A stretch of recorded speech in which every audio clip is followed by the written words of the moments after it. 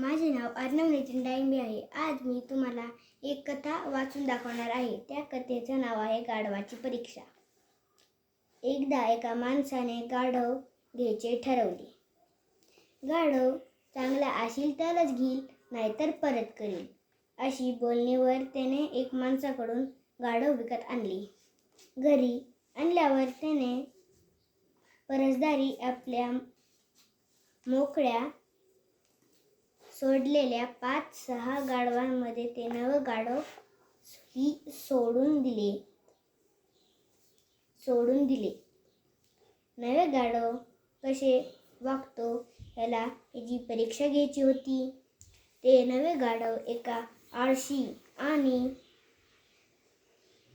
आळशी आणि खादाड गाढवापाशी जाऊन उभा राहिला.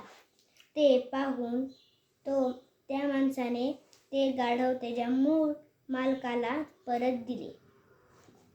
मूळ मालकाने कारण विचारता तो माणूस म्हणाला, याला मी माझ्या इतर गाढवांमध्ये सोडून दिल्यावर हा आळशी व खादाड गाढवापाशी जाऊन उभा राहिला.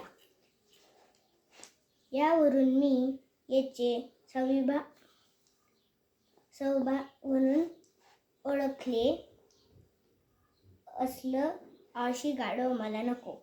गोष्टीचं तात्पर्य म्हटलंच आहे, पाहावी संगत आणि बलवावं मत. थँक्यू.